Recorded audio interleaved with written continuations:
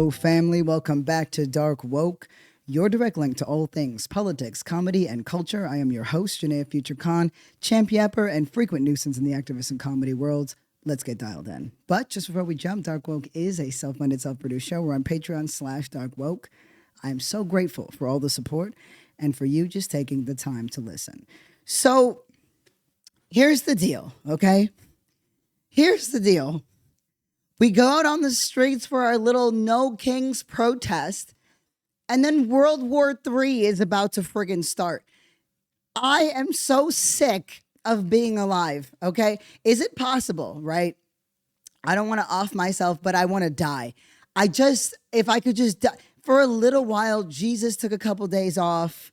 We could do that too. Nothing overly dramatic, right? We'll have a whole little resurrection plan and party, right? It'll make up for the party for top surgery that nobody noticed I had.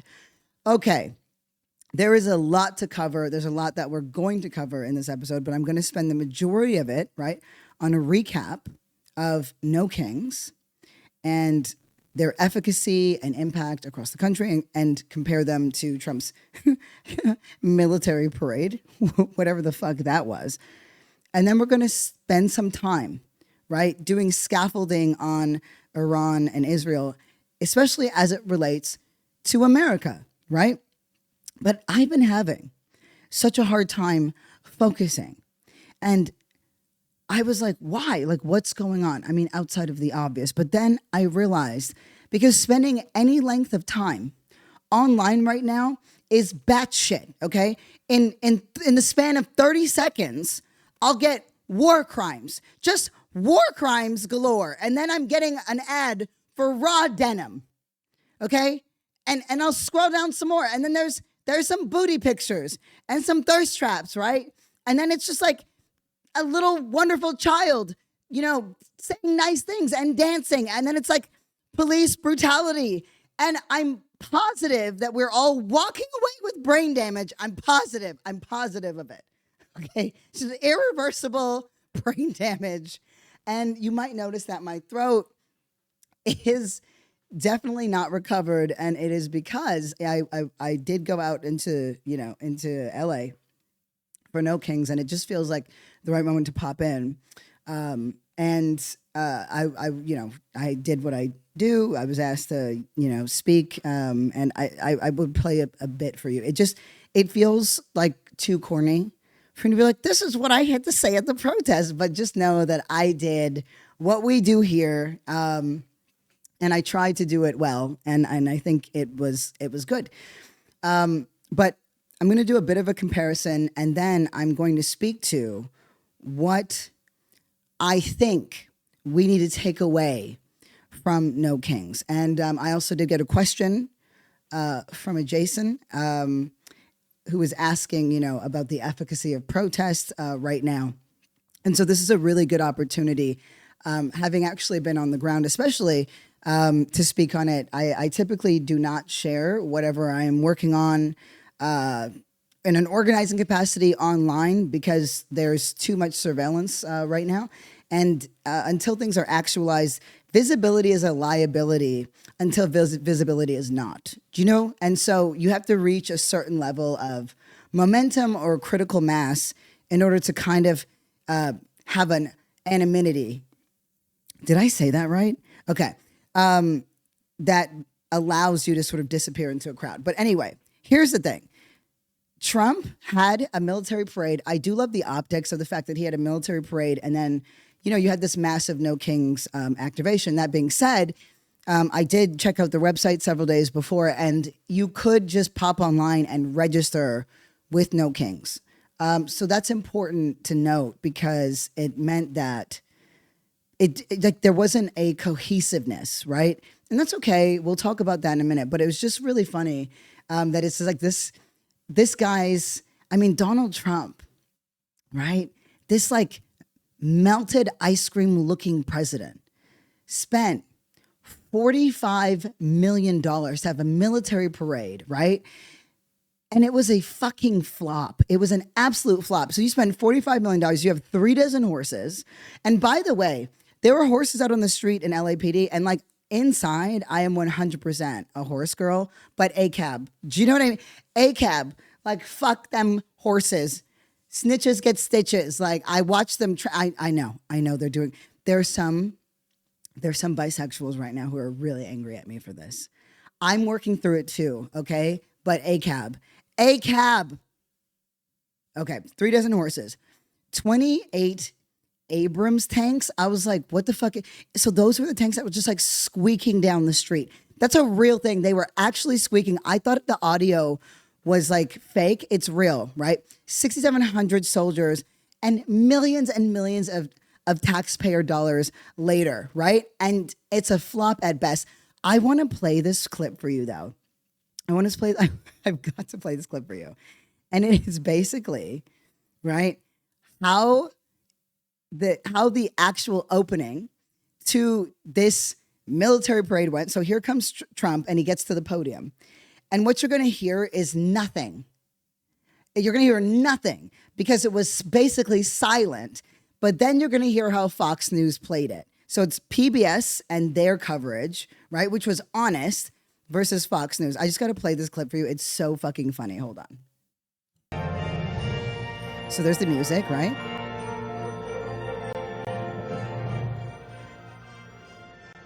Yep, it fades, and he's listening to it, and I just paused because he's about to say something. But then we switch to Fox.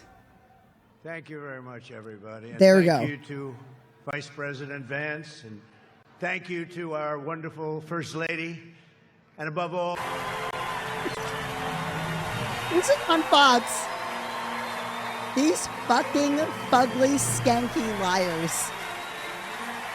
Do you hear that? Thank you to Vice President. Is that not wild? Did you not hear? Like, listen to how it actually sounded. Let me just play this again. Nothing going on. Invited everybody to the party. Nobody came. So that's how that went. The tanks were squeaky. I didn't even know tanks could squeak. Apparently they can. They can absolutely squeak. And here's my thing, right? And it was full of like boring, meandering speeches. I've seen some military parades, not like online, right? And I had to get very familiar with them because I was just like, what are they supposed to look like? It turns out not like what we saw here. This was like a raggedy bitch, ghetto ass version of that. I mean, I don't think they wanted to, I don't think the troops wanted to be there. I really don't. Like, this is the same president that cut 80,000 people from the VA, right? Like you were telling vets that they can't get mental health services, they can't get medical services, they don't get, some of their pensions have been reduced. Like, you don't give a damn about the military. But there was a few folks who were former military men who got online and they were saying that they believe that what they saw was paid actors because they weren't marching well. And I did notice that. And I was like, well, maybe they're anemic, right? I thought maybe they're not getting enough iron in their little, wherever they are. I don't know where they are, right? In their little forts. Maybe there's not enough iron supplements in the forts, right? Because we're sending all of our money to Israel.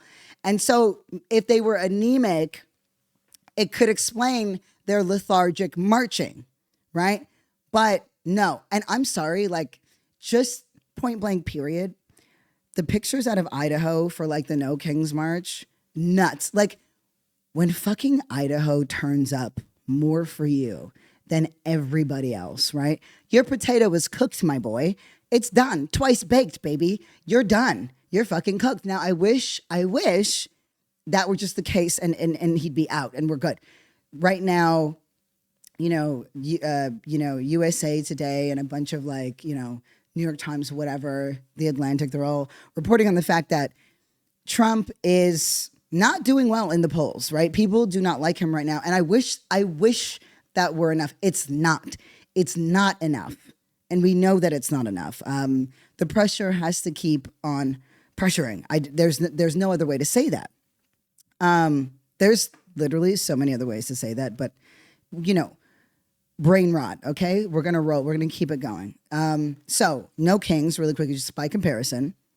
You had about 5 to 6 million people across the country, right? Across the country. So you had huge activations in Idaho. You had huge activations in LA, right? And LA, in so many ways, is ground zero because should what happened in 2020, right, here in Los Angeles happen again, that's something that this administration is terrified of. They don't want to deal with this.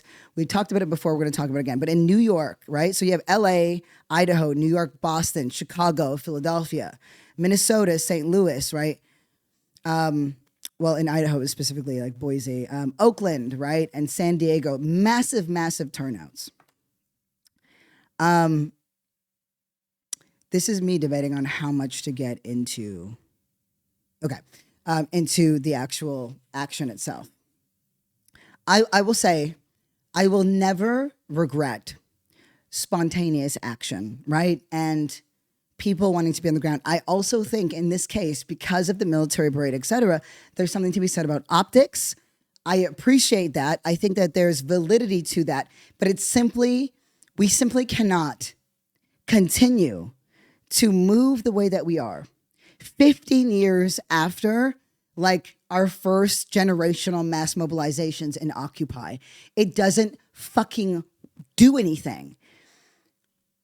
I will never, ever, right, minimize how profound it is that people are incited to action, right? You've got every reason in the world right now to just hide at home or to turn off or to be a nihilist. So the fact that people are coming out is so significant, but my job is to understand where we go from here. And I have been, we've all been together in this little plan. And a lot of my movements, out externally have been very, very quiet. But also, I will say I have not been in the streets, as regularly as I am because I've done it for so long, and there are moments, right? And I don't want to minimize those moments where, when you have that many people, political education really matters, and there's not a lot of the expert level activists, organizers. They're tapped out. They're burnt out. They're not doing this particular work anymore. They dedicated some of them decades of their lives. And so there was a lot of people I saw out there that it was new. It was very new, the energy. It was really inexperienced. I'll give you an example. You know what? Yeah, we'll talk about my experience in No Kings. I'll keep it as brief as possible. Several people should have rolled their eyes there because when have I ever kept anything fucking brief? But the energy was really high. It was gorgeous. I walked in and I didn't know, none of us knew where to go. I was really grateful to have bumped into, a fellow organizer from BLMLA. And I love everybody there. I've just had a very nomadic relationship to chapters because of the nature of my work. But I was really grateful. And so, down we go. And that there was no head. There was no head. There was no clear place to go. There were several activation points, but there were so many parties that had told people to, show up at this location that where you were supposed to orient yourself was very unclear. And so everybody just kind of ended up following this like big, baby Trump balloon. And they just sort of followed it. And it was very clear that there wasn't a real established route. We were all corralled. So it was about keeping people in a concentrated area downtown. And again, just thousands and thousands and thousands of people. So you're moving through all these thousands of people. We ended up on a corner. It seemed like we were headed towards Pershing Square because we were in Grand Molina. And I get there, and as soon as I get there, a couple homies / organizer folks were just like, "We need to get you on the mic right now. You got to get on the mic." And I was so honored, of course, that is one of my best contributions that I can make, and because I know I care. I care. And too many times everybody wants to be on the mic, and it's about what they think that everyone needs to know, and lecturing them. And there was a woman who was talking before me, and no shade to this person. Everybody's doing their best, I think. And, you know, it was just like, you know, we white women, we got to stand behind people of color. And no, no, no, no, no, no. And she's just reading off this paper, and it was it was single spaced, double sided. And it got to the point where people were like, pass the mic, you know, and I felt a little bad, but I did find it very funny because she was like, well, white women, we got to listen to people of color. And then when everyone was like, pass the mic, she's white. She was like, I just worked really hard on this speech, and I really just want to finish it. And I was like, oh my God, girl.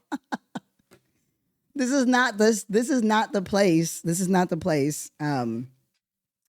But, you know, it's really about placing us in a time, you know, placing us in history, placing us as, you know, as what we are, right? The defenders of the dead and the liberators of the living. And really just creating that emotional connection. You've got to create an emotional connection. So I pull it from people and I just try to reflect it back to them. Now, here's where, you know, I'll talk to some of my concerns, okay? When you have that many people in a designated location with pre-approved, you know, permits, a lot of raids were happening across LA County, and a lot of raids were happening in Southern California as a whole, because they knew we weren't going to fucking be. They knew where we were going to be. They knew where we were going to be, and so, you know, and they went hard at people. And I will be honest, I think there's a joyful element to protests in general that should be maintained, but it is stressful to see this late in the game all the posts and the singing and the dancing and the smiling and the laughing and the peace signs, and while families are being torn apart. That's a hard thing to hold, that tension. I think what we need is to establish a proper ICE Watch infrastructure where you have people who are actually taking up shifts. And you know what? If you want to talk about those shifts and you want to talk about this, that, and the other, that's great. That they're moving in secret. There's a reason why these ICE official officers, or whatever the fuck they're called, these raiders, are covering their face. They have no identification, no badges. They're operating in unmarked vans because they're federal goons. But the hope is that we don't notice. The hope is that we're not there. And there's a lot of infrastructure for Cop Watch.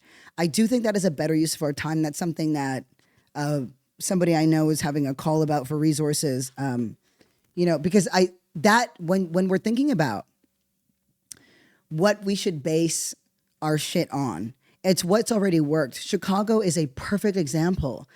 They spent years building up their, you know, their migrant justice support networks, trainings, infrastructure. So they were so well versed in Know Your Rights that they actually were able to stop some human theft by these ICE raids.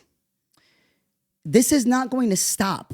And it's not going to stop because we had a big pretty march one day. It doesn't stop because we had one big day of action. And the thing that stresses me out about these large days of actions is it's really hard for people not to be like, we did a thing and now it's done, right? It's really hard for people not to move on. And my concern is, just like how Palestine is now on the back burner, we're going to put migrant justice on the back burner while we focus on Iran and Israel. And we actually cannot allow that to happen. So mass mobilization is simply not an effective lever for change. It was at one point. It is not now. It has not been for a very long time. You know what it is useful for? Issue awareness. It has a role to play for issue awareness, right? So when you have a specific campaign that you want to draw people towards or draw eyes towards, then it can be really useful. But we're not attached to a specific campaign except stop this. Don't do this anymore.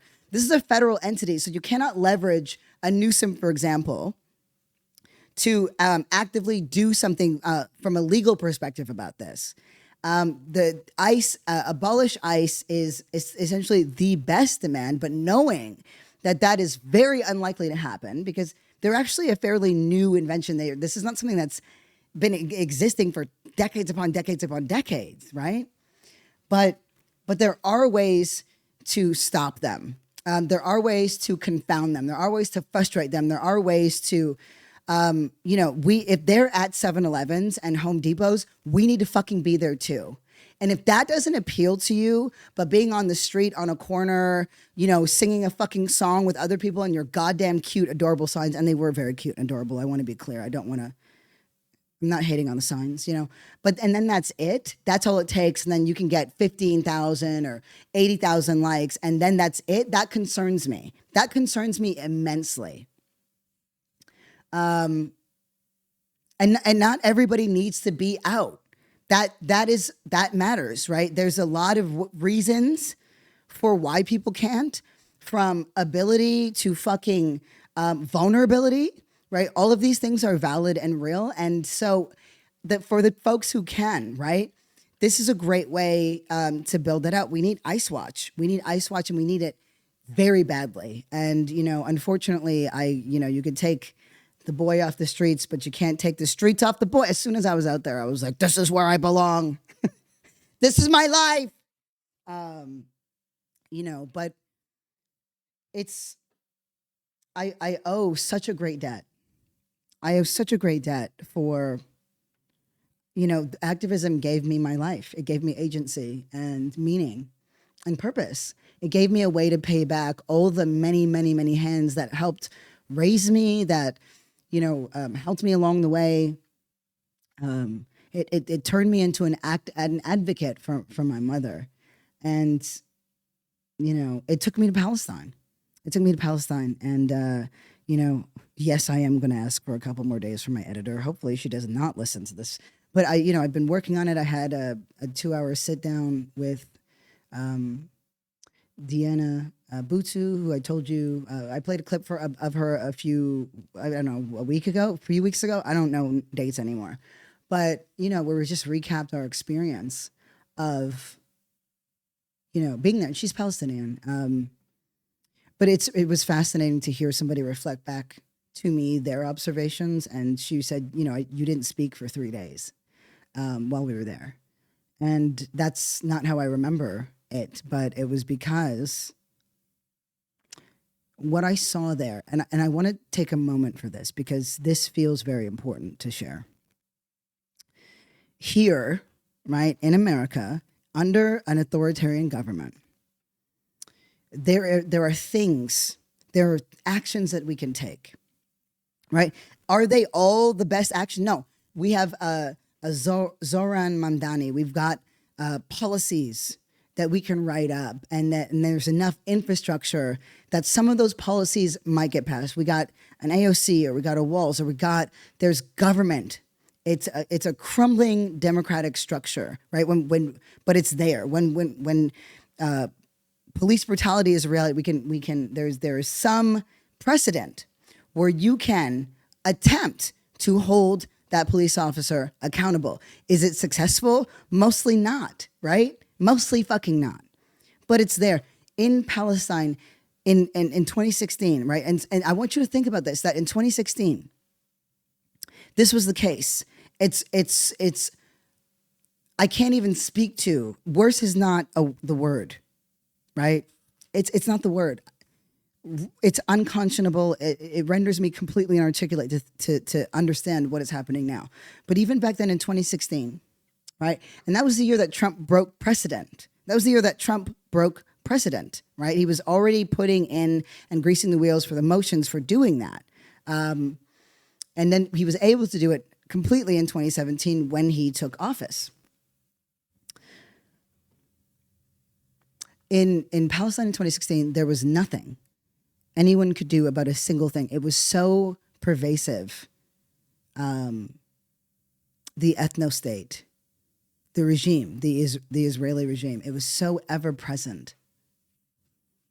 I understood completely, viscerally, that any injustice, any murder, any indignation, anything that happened to you, Not only could it happen to you at any moment, any time, it's already happened to you, it's happened to all your family members, but there's not a single fucking thing that you could do. But if you go to the grocery store and you came home and there was an Israeli family living in your house and everything you owned was on the street or burned or destroyed, right? That Israeli family now has an IDF,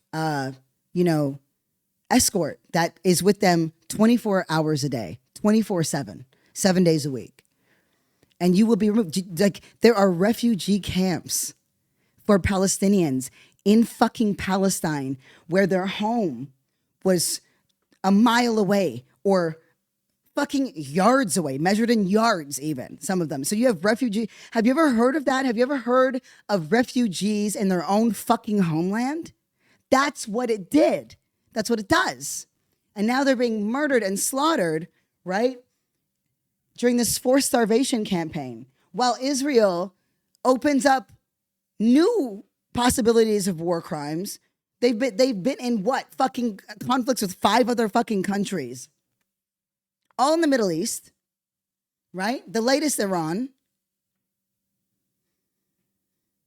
And it's fucking enough. But it's just going through that and just being told, oh, this person you met is dead. This person you met actually did lose their home now. This person, these groups of people, this who fed you, they're dead. And it broke my fucking heart into a million pieces. And it also reminded me of the debt that I owe.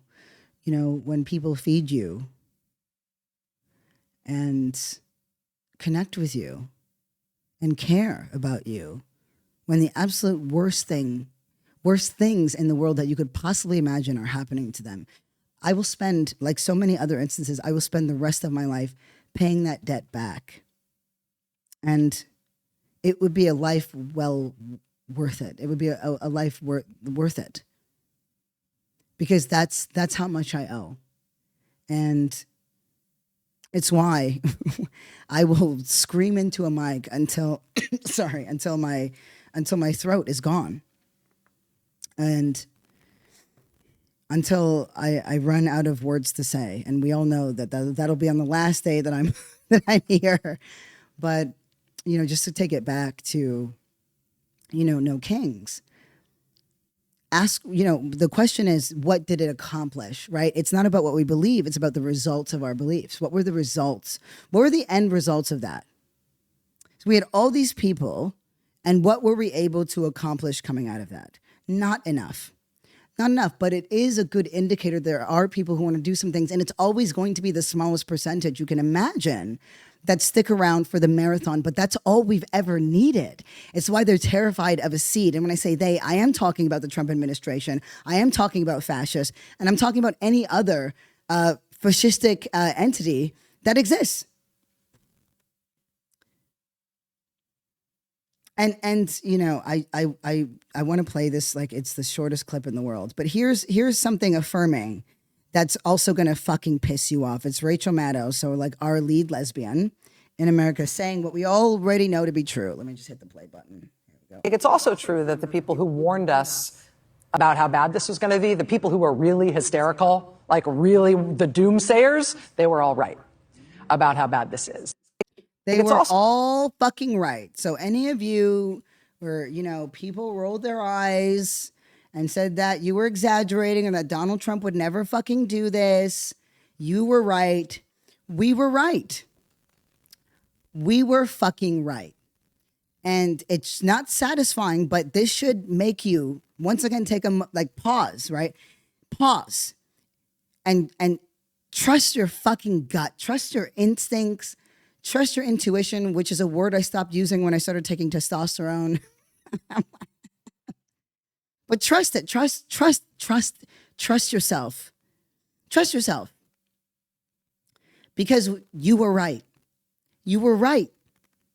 And families are being torn fucking apart for the simple crime of being born somewhere else. Right? Because so many people didn't want to hear what you had to say. It was too scary. It was too big. It sounded too whatever, because we all want to just pretend that things can be okay, that things will be okay. And they will if we fucking fight for okay. We're not given okay. We never have been given okay. We fought for okay. And okay was never enough, but we fought for it. We earned okay.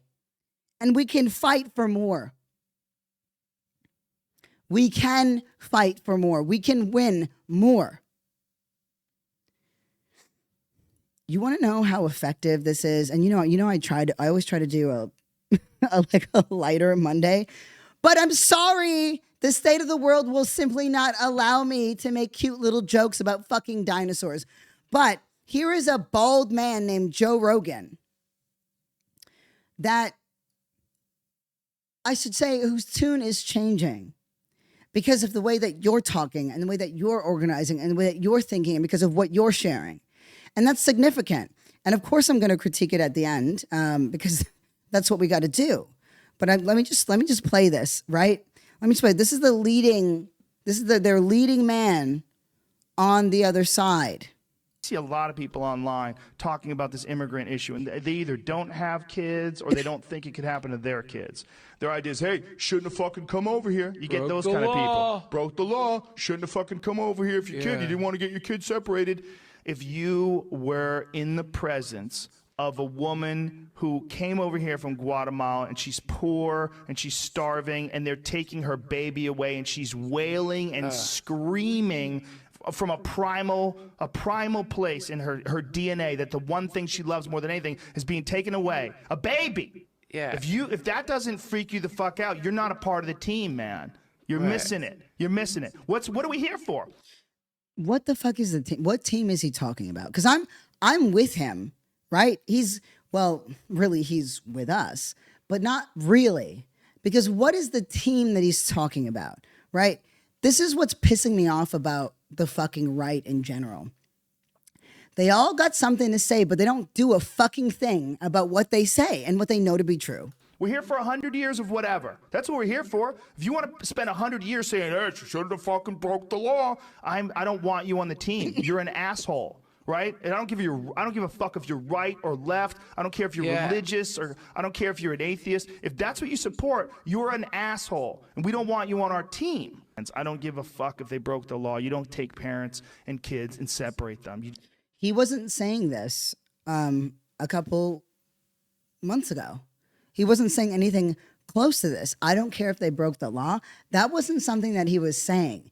That's something that he was moved on and educated on, because even without the same kinds of disinformation pipelines that we have, even without that same infrastructure, we are shifting the narrative. That matters. That is fucking huge. Imagine what we could do if we did things on purpose in a more cohesive, organized way. And for the record, that whole free speech thing, right? Shaking the tree down for some funding for convening of different types of thought leaders, from, scientists to, little rabble rousers. These things take time. We have time to build out that infrastructure. We don't have time, right, to wax poetic on what the fuck we believe while families are being torn apart. We have a job to do, and we're actually unbelievably well equipped to do it with the resources that we have right now, because with no effort whatsoever, we have shifted the narrative on the most listened to podcast in fucking America. You just fucking don't. It's disgusting. If you're saying, well, they shouldn't have broke the law, maybe they shouldn't have broke the law. You don't get to do something that's 1,000 times worse than crossing a line in the dirt. That fucking imaginary line in the dirt, crossing that is nothing in comparison to your crime of stealing a baby from its mother. That's fucking insane. Okay. So, and again, my issue is, and it's what I applaud the left for forever, they know that this is fucking monstrous and they know it's disgusting, but they won't do a goddamn. They're not the ones out here fucking marching. They'll leave that to us. They're not the ones who are out here saying that Trump needs to be impeached or that he needs to be held accountable or that this is fucking fascism or this is fucking authoritarian or hey, maybe we shouldn't have voted for this raggedy bitch in the first place. They won't do that, but they'll let us do it, right? And then take our talking points and just what? And then criticize us for taking fucking action? Eat a bag of dicks. Fucking do something about it. You want to talk about all this alpha shit being a man? You're on a million fucking supplements, right? You're on a million fucking supplements. And you can't figure this out? That you should probably do something about the fucking thing that you know to be disgusting, that you know to be wrong? It won't occur to you to do something? Don't you actually personally know this man? Right? Tell us what you're doing about it. Tell us what you're doing about it. Okay?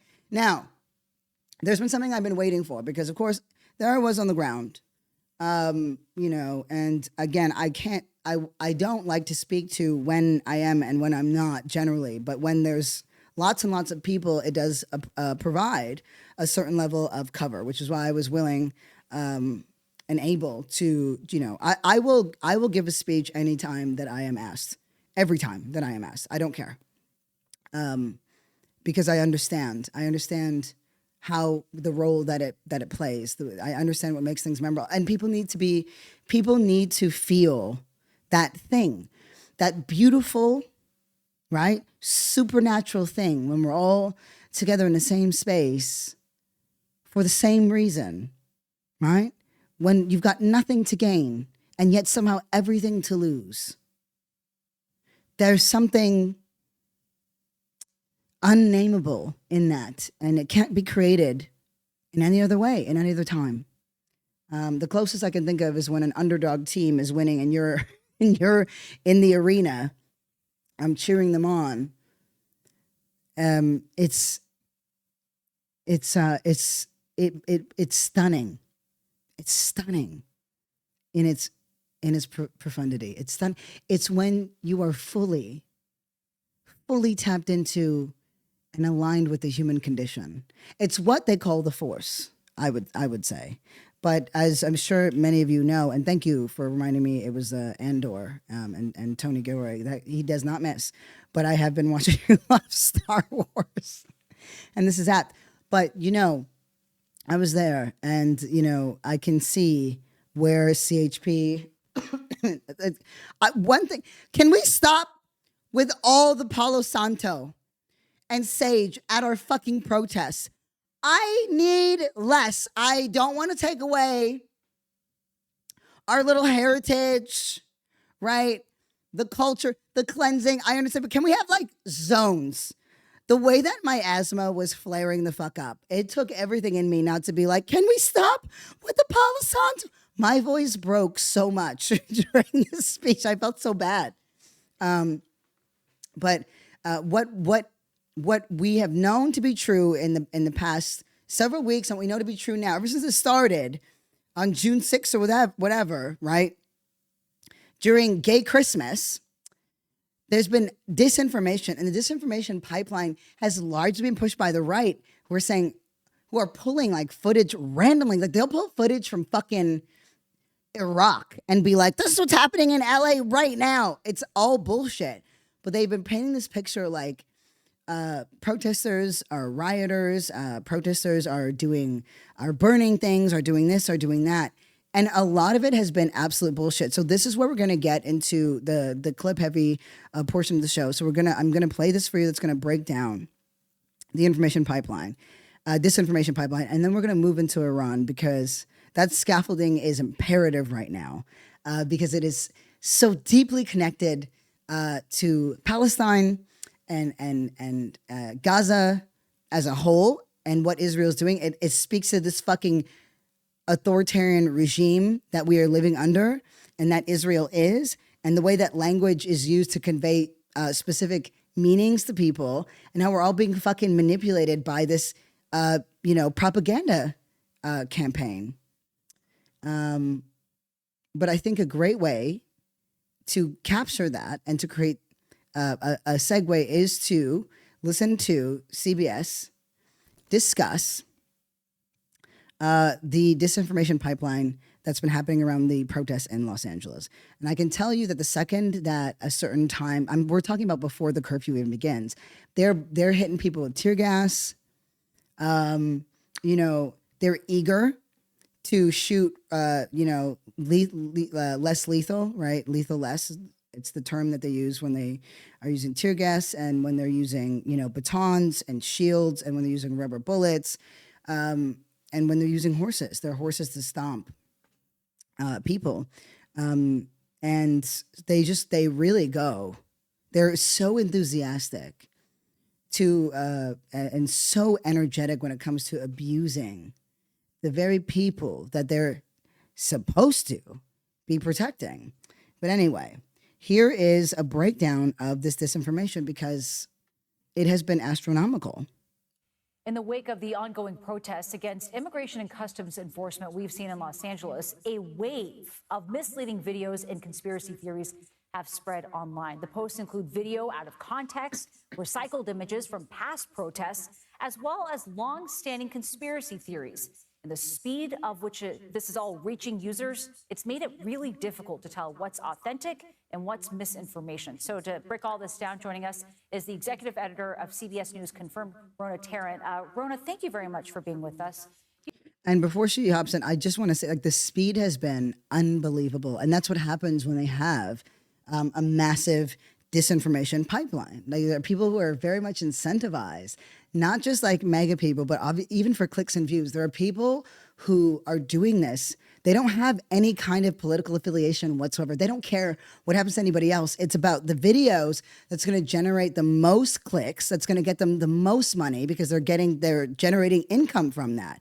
So there's a profit incentive in addition to a political one, in addition to the fact that, you know, not only they're incentivized to curry favor, but they're incentivized because they're paid. They're literally paid by this administration, right? And by these algorithms and by these tech companies to create, produce, and spread lies and propaganda. You have found old images resurfacing in stories that's covering what's happening in Los Angeles. Tell us about what you're seeing out there. So during any large-scale civil unrest, you typically see the same things on social media. You see some false claims, you may see some AI-generated images, but the biggest problem that we have is old videos will often get posted by people saying, these are new, this is what's happening on the ground. That is exactly what we've been seeing in LA over the last week. To give you one example, last weekend, a video was shared on social media, shared widely, that showed some LAPD cars being vandalized and set on fire. People were saying, this is what's happening in Los Angeles right now. The problem, this video was actually from 2020. It was several years old. So people were taking that video, posting it as new. Another example, on the same day, people posted a video of somebody setting fire to a Jeep. They said, this is happening in Los Angeles right now. The problem was that was also old footage. And also, I mean, let me just take a moment to read what the caption was in this fucking tweet, right? It's old footage, but it said, overnight in LA, low IQ illegal aliens light themselves on fire after dousing Jeep with gasoline and lighting it. Do you feel bad for these guys? And this is normal. And that came from I, a non-patriot. Right? It's the racism coming out of this has been unfucking believable. And we're already dealing with a rampant level of it prior to. I'm gonna let these girls cook. Footage from last year from a totally unrelated event. Now, to be clear, there have been some instances of vandalism in Los Angeles, including cars on fire. Some real images are out there. Also, fuck vandalism. Shut the fuck up. Not them, but this is a value property over fucking human lives again. I couldn't give a fuck about a Starbucks window. I couldn't give a fuck about a Jeep, okay? You are ripping families apart for money. And sometimes not even for that. This is a manufactured crisis. And what I mean is, it's not fucking real. The level of the population of people here that they are claiming are ripping this country apart is so unbelievably small that they couldn't accomplish it even if they fucking wanted to. But mixed in with all that, you have these sort of old images that are being put in with dramatic claims, and it has an impact. Number one, it's sort of sowing confusion about what's actually happening on the ground, but it's also exaggerating the scale of the protests as well. A lot of people who are posting these videos seeking to say that it's a city engulfed in chaos, for example, but we know that these protests have been really in a limited area. And we've also seen images being repurposed to help spread conspiracy theories. What have you seen out there? Time and time again, you see the same conspiracy theories related to protests. We saw a familiar one this week, which is during any large-scale protests, you'll see images of pallets of bricks. So this is to promote a conspiracy theory that somehow protests are orchestrated by wealthy donors who are orchestrating them to sow chaos. Now, one of these images, people were posting it saying, I found this near some federal buildings in Los Angeles, this pallet of bricks. Emma on the Confirm team looked into it. She actually tracked it back, this very image, to a Malaysian building company's website. So someone took this, in other words, someone took this image from this website. That had nothing to do with this. That had nothing to do with it, and posted it on X saying. And that's not the only case. Like, I was coming across so many different like types of ads. Do you know what I mean? And I know. You're thinking, who the fuck? Who would even make that connection? Like, who would believe that? These fucking scurvies, they believe it. They genuinely believe it, and they spread that information, and that goes all the way up to Trump because, you know, he's watching all of this shit, and then he uses the justification of these things, and he'll just say them as if they're truth, to incite more violence against protesters who are peaceful, to the point where we're just like, you're kind of like, why are we even here? Saying that this is from Los Angeles. And this is a familiar pattern. This is how the false narratives often spread. An unrelated image, a very dramatic claim, and then someone will post it on social media where it takes off. So as someone who looks at all, these videos on my feed, how do I know what I'm looking out for? Are there certain sites doing something to help prevent all of this? How do you protect yourself from all this misinformation then? So a lot of the platforms have sort of scaled back their content moderation policies, which essentially is the thing that polices this type of content. At the same time, you have the rise of AI. So what I've seen this week that's been really interesting is people are actually turning to chatbots to verify the images and videos that they're seeing online. It goes both ways. But they're getting the wrong answers. Okay. So what we saw this week, one really prominent example, Governor Gavin Newsom of California posted images of troops sleeping on the ground of a federal building. And people asked X's Grok chatbots to say, hey, can you verify these images for me? Grok came back very fast and said, yeah, these images are likely old, they're likely from Afghanistan, and they're not new. Our team looked into them, and it does take some time. We looked at them, we compared these images to images from that very building, and we confirmed without a doubt that these images were definitely taken in LA. So we knew that they were authentic. The military later confirmed that they were authentic. But the problem was that a lot of people actually believe the chatbot. So it's a good lesson, a good reminder that AI is great at many things, but it is not great at verifying images. Also a good reminder to... Like, you'd think that would be the fucking one thing that it was good at, outside of being sycophantic to whoever is talking to it. I fucking hate ChatGPT. I'm like, okay, cool. Yeah, I'm going to fucking pull the water out from a whole acre so that I can ask a question about an idea that I have. Ugh. I'm so sorry if any of you use it. I just don't. Just talk to somebody. Call somebody up and ask them if they like your idea. Do you know what I mean? Don't be a weird idea hoarder. Maybe. All these people on Twitter, they love to like, oh, ask Grok. But it is seen and treated as this like objective entity. This is the end. Hold on. I think there's like 5 more seconds. Hold on. To talk to your team about what's going on out there. Rona Tarrant, thank you very much. We really appreciate it. Okay, it was just a thank you. Yeah. I'm over it. I'm sick of it. Okay. While this is happening, we've got fucking ICE that is paying Palantir, right? You know, that evil fucking security company that, like, I mean, oh my God, weapons manufacturers and defense contractors are fucking walking around bricked up right now because they're making so much fucking money off warfare. It's insane. And they're largely like this shadow entity that is directing so much of what we're seeing. But ICE is paying Palantir $30 million to build Immigration OS. It's a surveillance platform. That's it. And for the record, they're just taking that in. Like, it's not just people who interact with ICE or whatever. They're just taking that in. And this is the norm. Again, is somebody going to do something about this? Like, can somebody in Congress, just like 10, maybe do something about the wild rollback of privacy and civil rights? Just a little salt on the bread. Just something to let us know that you're still there. Okay. Now we have a greater understanding of the ways that not only that disinformation is spreading, but what we're getting wrong. I think even some of us might take it for granted. We might take for granted the fact, right? It's very easy to believe that AI, maybe it's stupid, right? But it is, it is balanced. It is neutral. No, it's not. It's not.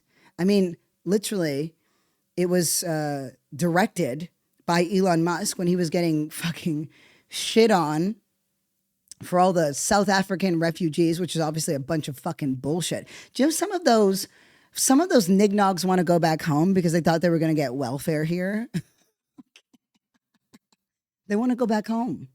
Another few maybe was I say few maybe because I know one for sure I verified, which was like an actual rampant anti-Semite that just lives here now. So that's great. We can just add to that.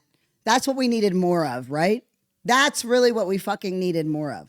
But there are ways that we take for granted, what is happening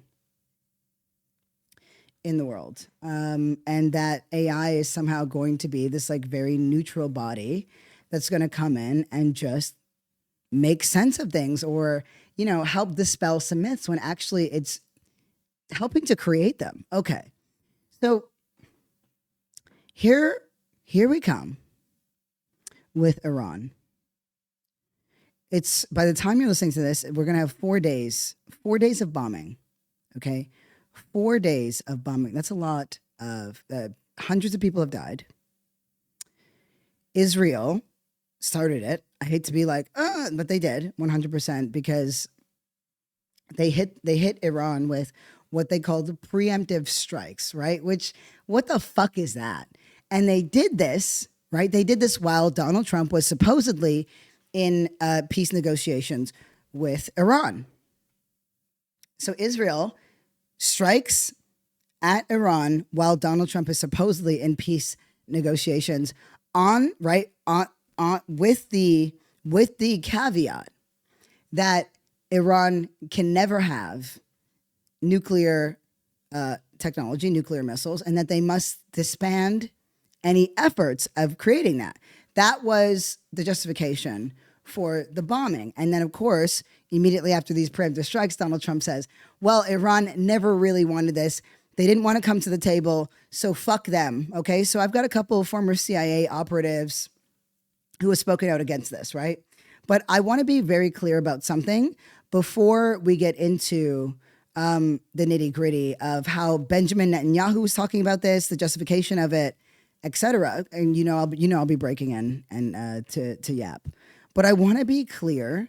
I really want us to be clear about how often this idea of we are mere month. This is what the news has said for decades. We are months away from nuclear weapons being built in Iran. We're days away. We're weeks away from nuclear weapons being built in Iran. They said this every year.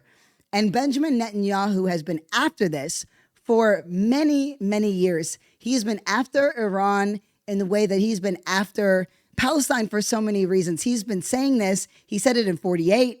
He said it in 67. Every time that they see an opportunity to expand into Palestinian territory, they also see it as an opportunity to expand into the Middle East as a whole. It's just that even though America is literally, right, on its fucking knees, paying for it's a sugar daddy for fucking Israel, actually, for being like more specific.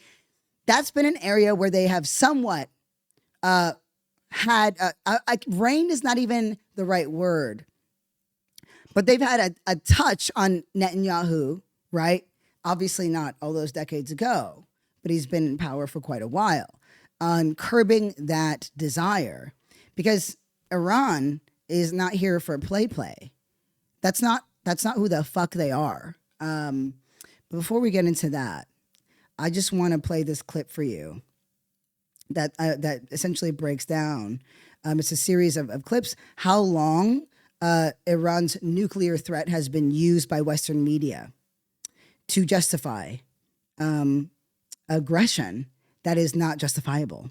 It will take Iran about 12 months to enrich enough nuclear So this is in 2023 on CNN. material for a single nuclear weapon. United States Secretary of State Antony 2021 Blinken is warning that Iran is potentially just months away or less from nuclear breakpoint. Iran is 2 months away from a 2015. nuclear weapon, This is and it's a 2015. victory to get them 1 year away. Iran This could is be less than a 2013. month away from building a nuclear weapon. I mean, Netanyahu has made 2 tough 2012? talking TV appearances saying that Iran is just months away from making a nuclear bomb. What is important to understand is that you have to This dismantle is the entire terror September empire, 11th, especially 2001. before its main practitioners, the terror states of Iran And this is Benjamin Netanyahu. and Iraq, acquire nuclear weapons. And this, I think, has been a wake-up call from hell. Sorry, this is shortly after 9/11. It is telling us you have the power now to act. It will take Iran about 12 months. So this has been going on for quite a while, right? We can track it back to 2011, but it goes even deeper still. So how come, let me just ask you this. How come since 2011, Iran has been right on the verge of nuclear realization? It's been right there. They've been edging towards it since 2011. It's never ended. And yet somehow we're supposed to believe that now is the time that they're months away. How come in 2011 they were months away, right, from nuclear realization, from being a nuclear threat back in 2011, and then you just let it go?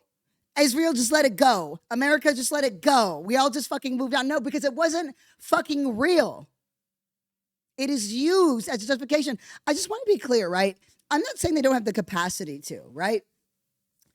I'm not saying they don't have the capacity, but I just want to be clear, because you're asking me to assume that Iran couldn't get it done in all that time if they actually wanted to. Have you fucking met a Persian in your fucking life? Okay? Not only do they love marble and gold, right? A lot of ornate, beautiful, decadent homes, a lot of pillars, okay? A lot of pillars, a lot of porcelain. It's more than that. There's like so much of what we fucking know. So much of what we use is where we owe Persian people who are now modern day, it's now modern day Iran. But the Persian Empire was so fucking massive and so expansive. And yeah, they did some crazy shit back then too, but it was so successful that they had to create work for people because there were too many people. Do you know that postal services as a whole, our ability to fucking send mail to somebody else, you can thank Persians for that. Thank them. They were like, oh shit, we conquered all this stuff. We better create some jobs. All these people want to talk to each other because now we conquered people too far away, because back in the day, you only knew who lived around you. You only knew who lived around you. That's all you knew, okay? It honestly sounds like an enviable time, but that's neither here nor there. What about hospitals? You know, you might not recall, let me refresh your brain. Hospitals are the things that Israel bombs indiscriminately, right? You know, where people are sick and they go to get well, right? And then you have doctors and nurses. In any other, right? In any other struggle, in any other war, in any other war zone, right? Hospitals, relief workers, press. These are people that are safe. These people are off limits. These people do good in the world. Not to fucking Israel. Oh no, if there's a bomb to be thrown, right?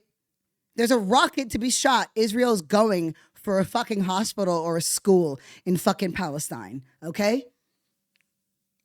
Point blank fucking period. They talk about having the most sophisticated arsenal in the world, the most sophisticated technology. And I want to be clear, Mossad, and they have an insane amount of technology, but they want to kill as many people as they can, okay?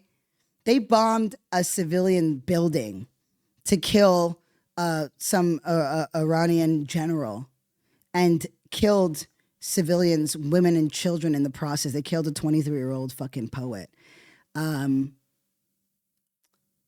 We are being pulled into some bullshit proxy war with Iran because that's what Benjamin Netanyahu wants. It disgusts me how weak America is and how weakened it is under Donald Trump. It disgusts me because you know what? Hassan Piker made an assertion that this exact same thing would be happening under the Democrats. I disagree. I disagree wholeheartedly. Do I think that the Democrats would have the same relationship to Israel that they do 100%? Yeah, where it's like Israel can do whatever the fuck it wants to Palestine and Gaza, and it's totally okay because America can't maintain its position as a superpower without Israel. But Israel can't exist without America either. Israel has never existed without American support, ever, at all. America has paid Israel's bills from the fucking beginning. Israel would not even have a military if it wasn't for fucking America. But this is something that Netanyahu has wanted every year that he has been in power. And every year that desire has been curbed just enough. Just enough because America's success in the Middle East is of no success. I disagree. This would not be happening. This would not be happening. To the extent that it is. But ultimately I do agree. I'm going to play this clip because but the thing is, I don't think that we should, this is not me saying we needed a Kamala. It's understanding how the danger of this fascistic presidency. And so no take by any leftist is going to be something that is even close. I mean, we're talking about a mouse fart compared to the actual threat of fascism right now. And that is why we're seeing what we're seeing. But I do disagree with the idea that it would be completely the same. No, somehow they managed to curb this. I think there's a massive profit incentive here, but I'm going to play this clip, on counterpoints because I think it really will break shit down in a way. I'm going to play this first and then I'm going to play Benjamin Netanyahu, who's trying to suggest that Iran made 2 attempts on Donald Trump's life, which is, and he needs, he's desperate for, actually, you know what? Fuck it. I'm going to play his clip first. He is desperate for Donald Trump to really back this lie, back this belief. And you have never heard Netanyahu fucking glaze any president like this. And that's because this is a break from precedent. He fucking knows it. And he wants to make sure that Donald Trump doesn't fold, that our disgust, our rage, and this is something that's become bipartisan. This is something, I mean, not the dogs, not the fucking bullshitters like the Charlie Kirks or whatever, but Candace Owens, Joe Rogan, all these people are like, this is fucking disgusting. They want to recruit Americans into a war that Netanyahu wants to sacrifice American lives. That's essentially what they're saying. They are completely against this. Of course, are they going to organize or do something about it? No, because that's not what the fuck they do ever for some reason, right? But why don't we listen to this pasty, disgusting, evil person talk on Fox News about this conflict, they call it, with Iran. I want to talk about the nuclear threat, and I want to talk about President Trump. You just said Iran tried to assassinate President Trump twice. Do you have intel that the assassination attempts on President Trump were directly from Iran? Through proxies, yes. That's a no. That's a fucking no, to be clear. Through proxies, yes. Eat a dick. Through their intel, yes. They want to kill him. Look, he's enemy number 1. He's a decisive leader. He never took the path that others took to try to bargain with them in a way that is weak, giving them basically a pathway to enrich uranium, which means a pathway to the bomb, padding it with billions and billions of dollars. He took up this fake agreement and basically tore it up. Did you you have never in your fucking life heard Netanyahu glaze anybody like this ever? He is an ego fucking maniac and a maniac in general with a genocidal fucking agenda, but he's doing this because he is so terrified of Trump folding right now to American pressure to center American interests. He is terrified of that. And so he's out here and he's literally glazing this man on Fox News to try to get the stupid ones to buy into this bullshit. I truly, this man has never talked about any president like this ever. He killed Qasem Soleimani. He said, made it very clear, including now, you cannot have a nuclear weapon, which means you cannot enrich.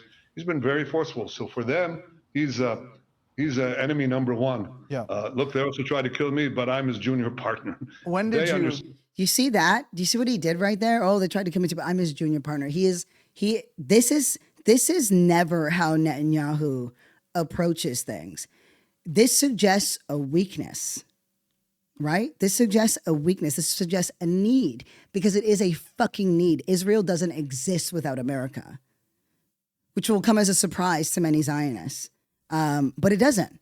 America has bankrolled it from the fucking beginning, right? And so to say that Donald Trump made 2 attempts on his life, he's enemy number one, is to try to incite the rabid fascistic dogs of Donald Trump onto the side of Israel. Understand that President Trump is a great threat to Iran's plans to weaponize nuclear weapons and use them. When did you tell President Trump you were going to launch these strikes?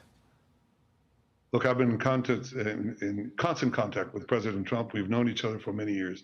And obviously, we informed our American friends and President Trump, our great friend, ahead of time. We did. He knew about it, of course.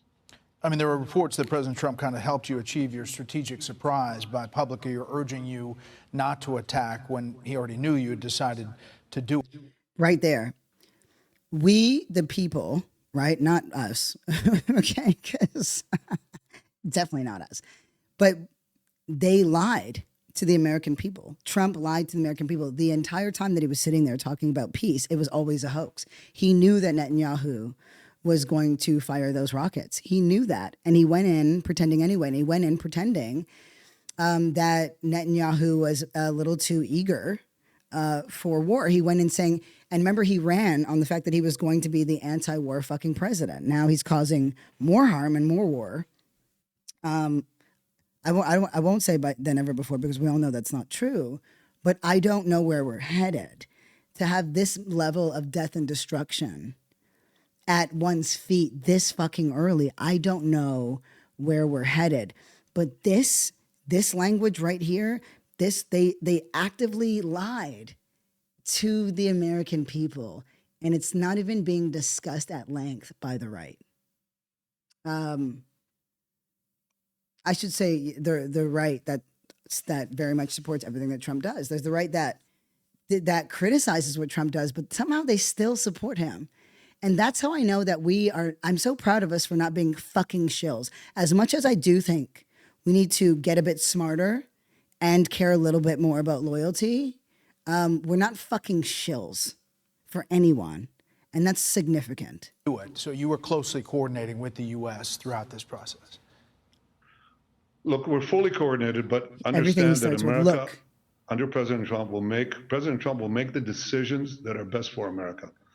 And that's the way it is. He understands that I, as the Prime Minister of Israel, the one and only Jewish state, must make the decisions that are important for the survival of my country, and he will do what is best for America. That is a relationship of mutual respect and mutual confidence. I mean, just fugly, okay? So that's how he's presenting this. Now I'm going to play this clip. And this is, I mean, you've got to, I mean, this fucking counterpoint shit is good. So it's a little bit meaty, but it's very, very good. And actually, should I play this first? Sorry, I have so many fucking clips that are so fucking good Okay, how about this? Actually, I want to start with this, and then we'll go on to the other one. So, this is Christiane Amanpour, right? Where she talks about how Netanyahu wanted to do this for decades, and that no American president has allowed him to do it. And this is what I mean when I say to assert, and this is my concern with all of us in general, is I do an extreme amount of due diligence to the best of my ability. I am a team of one right now when it comes to this, and that's okay.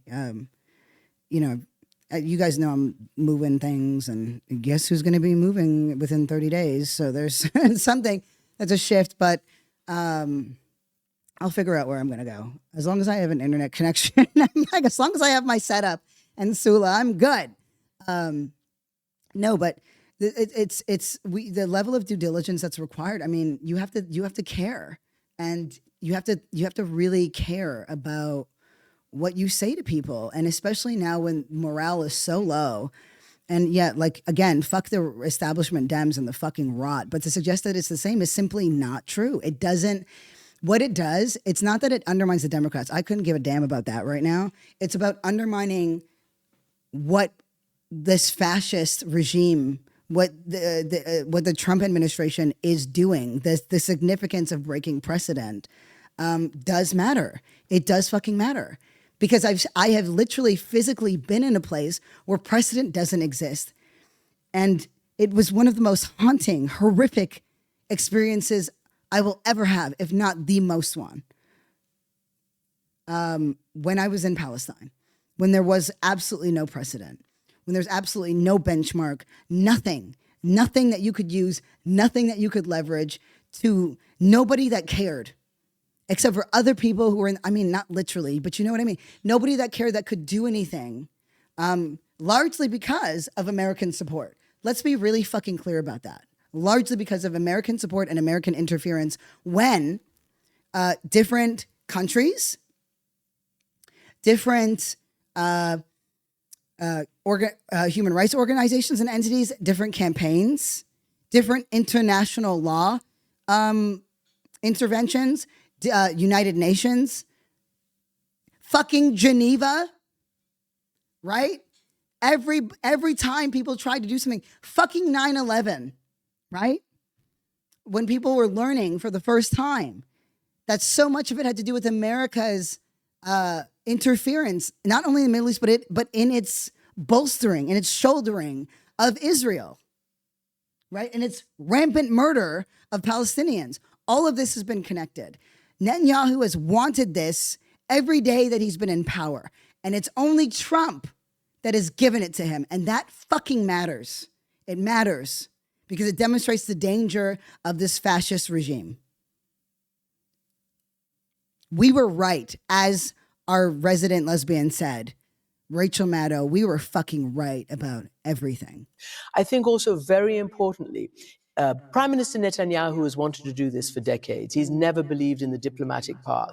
No American president has allowed him to do it until President Trump. So the question is, what next? Where does this go? And what is the ultimate strategy and the ultimate goal? I think the absolute fact is that the whole world has always been concerned about Iran's nuclear ambitions. There was a moment of actual successful diplomacy which culminated in the JCPOA in 2015. In other words, the nuclear deal. So this is BBC, and this is, again, Christiane, who's a journalist. That was enshrined at the UN. Iran was declared totally in compliance of its responsibilities, even though the West did not lift all the sanctions as it should have done. What happened then?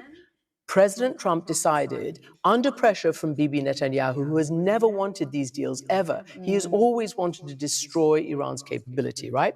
Under pressure from Netanyahu and then MBS, the Crown Prince of Saudi Arabia, he pulled out thinking he could do a better deal. He couldn't. He achieved nothing except Iran enriching to a higher degree. So Iran now has approximately 400 kilograms of enriched uranium to 60%. That is almost at breakout. It can easily go to 90% if it wants to, and that's 8 bombs. So people are very concerned. But there were these talks going on, and my reporting suggests that far from they didn't want to go to a deal, Iran was really... They were so fucking eager They're eager for it. Wanting to go to a new deal. And just before these attacks, I heard that the head of the negotiation and the delegation was feeling optimistic about this round of talks. The Iranian delegation. Yes, the Iranian delegation, exactly. The matter here is that the only people with actual heavyweight influence over Israel is the United States, right? And I think we absolutely do have to take a moment and say that President Trump, up until now, has failed on all the big foreign policy issues that he promised that he would solve and quickly. And he told voters he was going to end all Yeah, wars, but all more of or them. less. And guess what? They've got worse. And there is no leadership. He's hollowed out his negotiating teams, his foreign policy teams, his national security teams. It's all gut. It's all, I'll give them 60 days, and on day 61, we'll bomb them.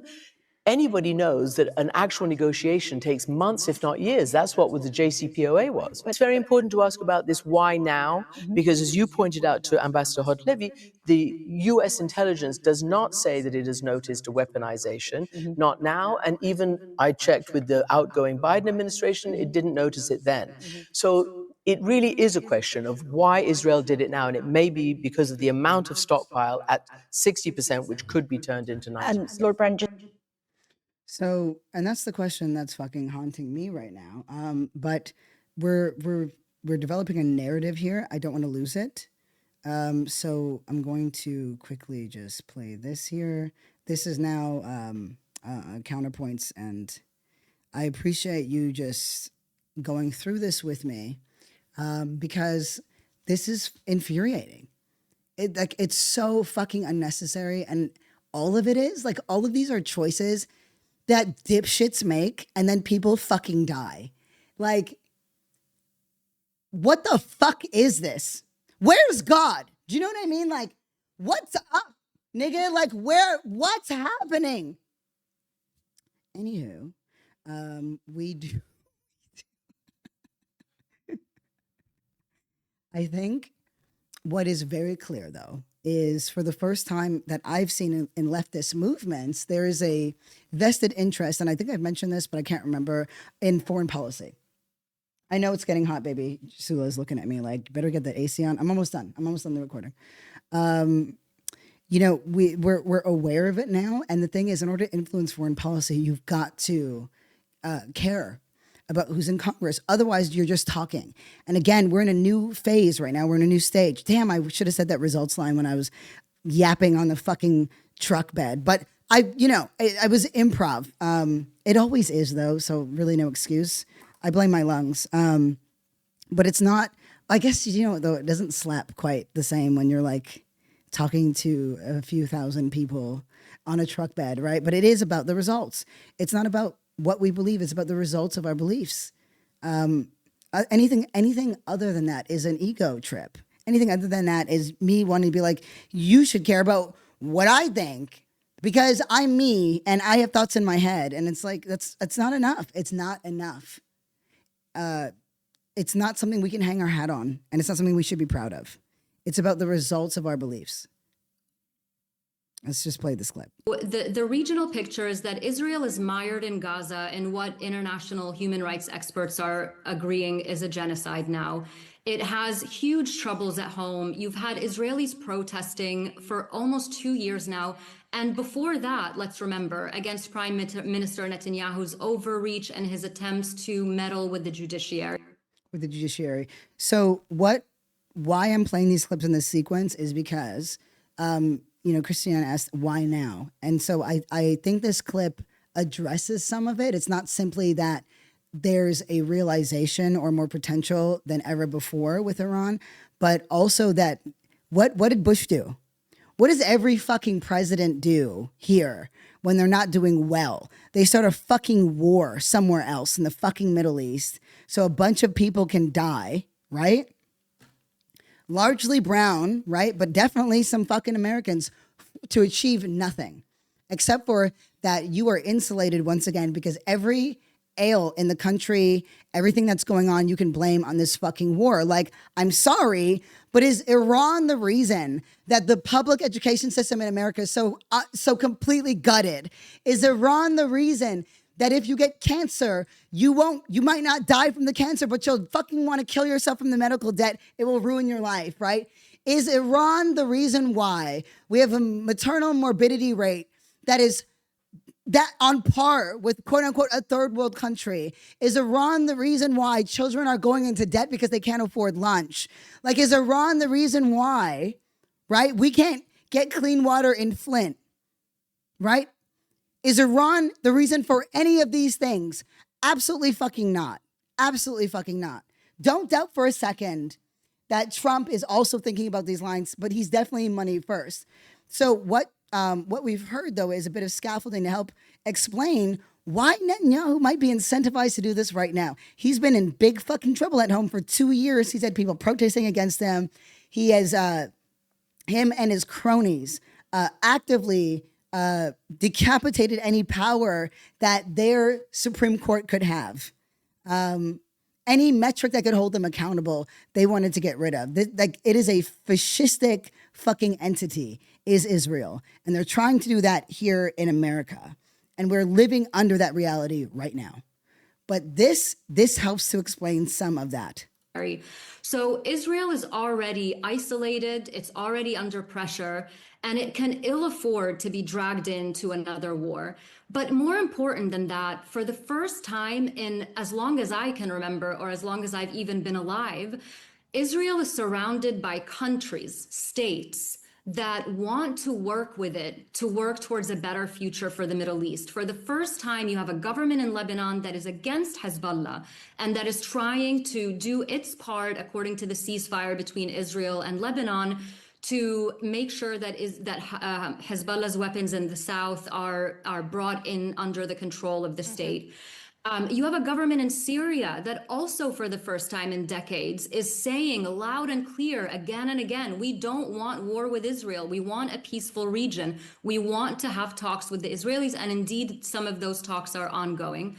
You have Egypt and Jordan and UAE and Bahrain who are actually in peace treaties with Israel and want to help move it forward to a place of peace and security. Now, the only person in this picture that I'm painting that continues to insist on using war and violent force and unilateral cross-border attacks in sovereign countries is Prime Minister Benjamin Netanyahu. And he is placing the entire region at risk because of his unwillingness to engage in diplomatic talks with people who are willing across the board to do so. So I just wanted to paint that broad strategic picture of what the region looks like right now and why choosing to reject diplomacy at this point, when so many opportunities are available for it, is putting not just Israelis and people in the region at danger, but as Anna said, U.S. lives as well. So that's Al Arabia English. That's the name of the thing. But do you see what I'm saying? So they treat the Middle East, right? And Western media, oh my God, the way that CNN, which had to be like, oh yeah, wait, Israel is starving the shit out of people, to like, oh my God, are you guys okay? Are you guys okay in your Iron Dome? Are you like fine? Are you good? Are you going to be safe? Right? They went from, oh shit, we better do something. We better say something because Israel's crossed the line, to, I feel so bad. I feel so bad for what they're going through over there. Are they safe? Are you doing okay? How many people have died? Like, are you going to get through it? That's what they're hitting us with, okay? It's a bunch of fucking bullshit. But don't take it from me. Don't take it from me, right? Oh, did I sleuth? Oh, did I sleuth for this? Okay. So this is Philip, okay? Philip Giraldi. And he is a former CIA officer, right? He's got something to say about this. So we're going to hit you with like 2 more clips. 2 will be short, and then I'm going to end on 1. But what we're hearing is an actual, really far more balanced, realistic narrative about what the fuck is happening and why it's happening, and that it doesn't need to be happening. Everywhere in the Middle East wants to create they want some sort of peace deal. The only body that is completely against it is Israel. And part of the reason why they can be is because of the United States of America. If the United States goes to war with Iran in the near future, it will not be because Tehran actually threatens America.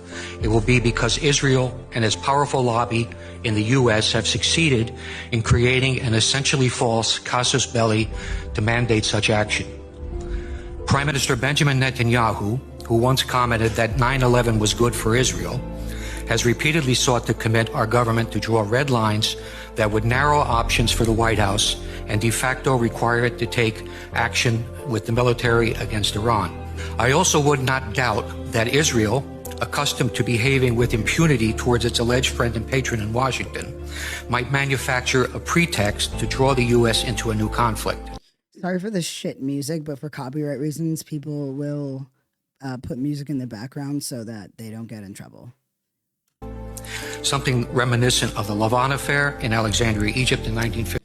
The Lavon affair was a failed Israeli covert operation, right? That was codenamed Operation Susanna. It was conducted in Egypt in the summer of 1954. Or the false flag attack on the USS Liberty in 1967. Which unfortunately is something that Candace Owens has spoken extensively about, which is correct. Where they attacked a U.S. naval ship and then pretended that that didn't happen. Now, here's another former CIA intelligence officer. This is John Kiriakou. And they're talking about, well, I'll just let him explain it. They put a bomb in the house in April because they knew that he stayed in the same house, serious security problem. Yeah. Stayed in the same house every time he'd go to Iran, and they just waited for him to go.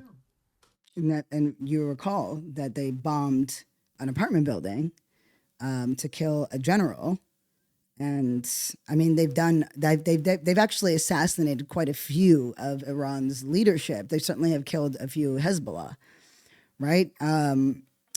But this is a bit of the backstory, right? Like, and then they blew it up remotely. But this goes to the Israeli ability to violate Iranian sovereignty in any way they want.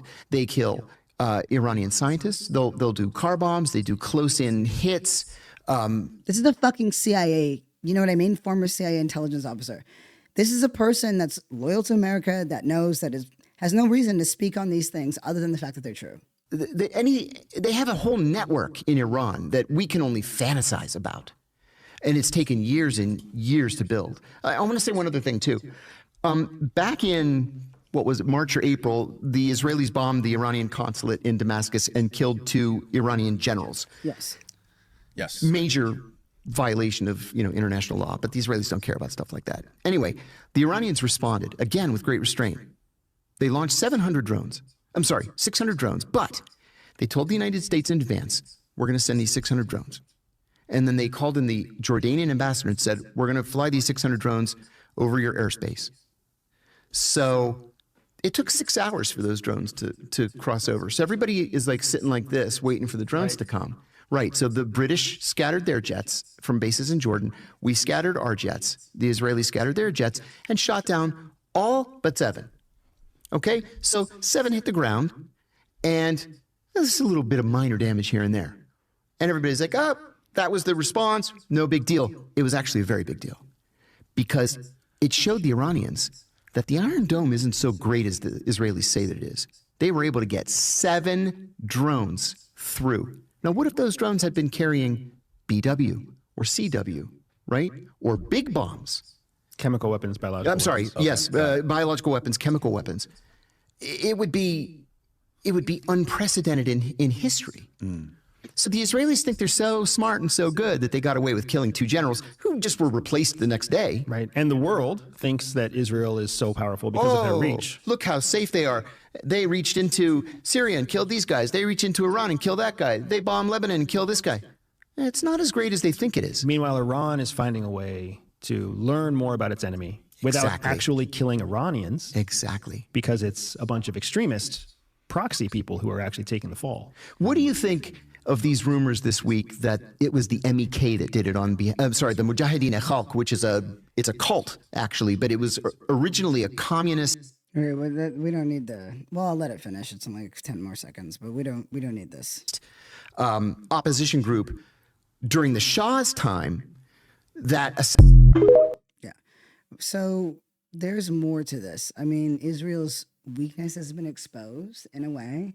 But all that means is more death, and it's not a guarantee because we don't know to what extent America is going to sort of step into this. But I want to play this clip for you, and this is where I'm going to end it because, like, you know, this was a long one, but there was a lot to cover.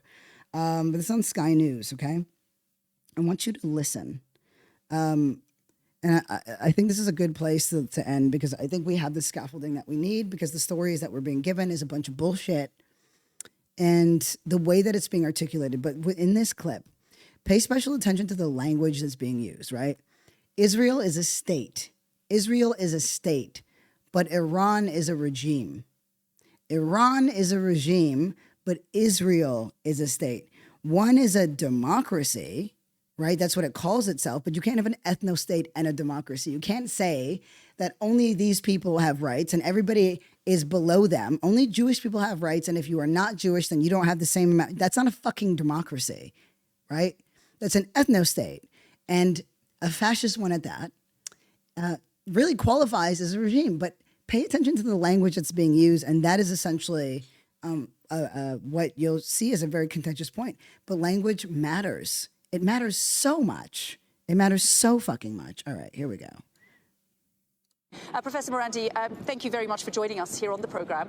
Did Iran majorly miscalculate? Because even now, President Trump is providing Iran with an off-ramp, telling them to come to the negotiating table. At what point will Iran take that offer?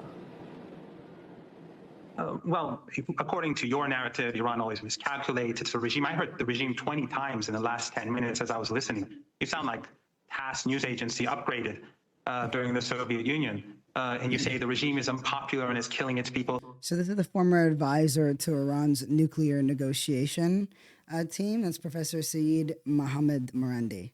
When General Soleimani was murdered by the same Trump that you talk about, millions of people came to the streets of this city, Tehran, that I'm in. So how is it that he's so unpopular? This propaganda that you're producing is only justifying aggression. What the Israeli regime did was aggression. What it did was unjustified aggression. And Netanyahu has been saying for over 30 years, some say up to 40 years, he's been saying that Iran's on the verge of creating a nuclear weapon. And thanks to people like you, he gets away with these lies. But people can go online and check how many times he said. Professor Morandi, if you could just focus on, I know your narrative and I know the line you take, and we've spoken a number of times, and I'm sure, but if you could just focus on answering the question, in terms of the nuclear talks, on day 60, as far as we know, Donald Trump had said Iran has 60 days. Israel attacked on the 61st day. Can we talk a little bit about the regime's competence levels, the intelligence and security, the competence of your intelligence and security agencies, the fact that Mossad was able to build drone sites in your country, the fact that the leadership was asleep in their beds when they were struck and that you ignored these warnings. Can we talk a little bit about the fact that the regime was taken completely by surprise and top leaders have now been decapitated and killed as a result of the Israeli attack? Saying regime, I think it helps you contain your contempt for independent countries. You after all, you work for Sky News. It's understandable. But the regime, how do you know that the Israeli regime had bases inside Iran? You're just repeating their propaganda. Of course, Israel for you is not a regime. Sorry, it's a state. But it's a genocidal state carrying out extermination in Gaza. But that's not really important. How do you know that they have bases inside Iran? So are you denying that the top commanders have been killed? Are you denying that top commanders were killed? Oh, so you mean what you're referring to basically is an attack, an act of aggression, that they suddenly fire missiles at civilian targets at apartment buildings and slaughter people in those apartment buildings, slaughtering whole families. For you, that's targeting. That's a really sophisticated act. But if I can just ask, have military facilities been hit? Have nuclear facilities been hit? One of the buildings that had some of these commanders, one or two of these commanders, was a large apartment building where they killed everyone, 60 people, 20 children. That's not important for people like you, but that's important for people like us. For you, people like you who support ethno-supremacism and the chosen people being able to slaughter and exterminate Palestinians. Professor Morandi, I'm just trying to get the perspective. Now, we can go on around debate, right? He says what he wanted to say. The delivery, I have notes. He's also smiling, but I'm like, what could I possibly say, right? This is how else could one respond? And there's this belief that an expectation that we kind of be charming and gregarious and intellectual and removed when talking about horrific things and injustice and slaughtering our people. So I feel for this. There's a lot of hostility there because the entire basis for every atrocity that's happened in the Middle East is because of Eurocentric countries and Western countries saying that these are barbaric monsters that should be feared. They are uncivilized and their lives matter less than ours. And really, it's just racism. It's just fucking racism. We're trying to give you airtime so that you can give us the Iranian perspective on this. And we want to know, and I want to understand, Iran's position here. Will you come to the negotiating table now? Donald Trump, after these series of airstrikes and this attack was launched, called on Iran to come back to the negotiating table. As the spokesperson of the regime, or as someone who worked closely with the negotiating team, do you believe they will come to the negotiating table now? Well, your regime should know, and your news agency or your TV channel should know better. We were at the negotiating table. They were? It was Trump that conspired with Netanyahu to attack Iran. And that is a confirmed fact. It is a confirmed fact that Donald Trump had brought the Iranian leaders together under false pretenses because the agreement was already that Netanyahu would fire those rockets as quote unquote a pretext. So they were set up. They were set up. And because of that, people died. This is how you twist the truth. You shouldn't invite me because you're easily exposed. Iran was negotiating. Initially, Trump had one position, and so did Witkoff. And then they flipped and said no enrichment. And then they continued the negotiations. And the night before the attack, Trump said that we don't want war. And then after the attack, he said, we're all for it. And you're saying Iran? Is Iran going to come back to the negotiating table? The audacity. Come on, show at least a bit of integrity. A bit of integrity will help. Okay, Professor Marandi, thanks again for joining us here on the program. I mean, yeah, that's it. It's all propaganda. And, the UK and America work together with Israel, and they're a fucking squad. And that squad is them, and it's Iran and North Korea, and Russia, that typically is kind of more aligned. China and France like to play the fence a lot of the time, obviously defaulting towards what they fucking look like or who looks most like them, because somehow we're all fucking basic bitches no matter what. But this is a fuller, realer story. Iran and so many countries in the Middle East actually want to discuss peace and want peace with Israel. And Israel wants fucking war. They want war. They want endless war. And America will endlessly bankroll it, even as their people suffer. I don't think that there isn't a country that I can think of, let alone the one that calls itself the number one country in the world, that invests less in its citizens. I can't think of a quote first world country that invests less in its own citizens, that gambles with their lives more frivolously, that will throw them into war for nothing, for an ego trip. It's pathetic. Oh, wait, shit. I love America. You know what? I got to end this before. Shit. Okay. I just want to say thank you so much for listening to Dark Woke. It means the world to me. This show really is the labor of love. Got new episodes dropping on time. We'll have updates on all that. This episode went on way too long, but thank you. Go ahead, hit me up at darkwokejfk@gmail.com. If there's something timely, I got you. And I just want to say shout out to you, the listeners that make it all possible. Love you. Peace.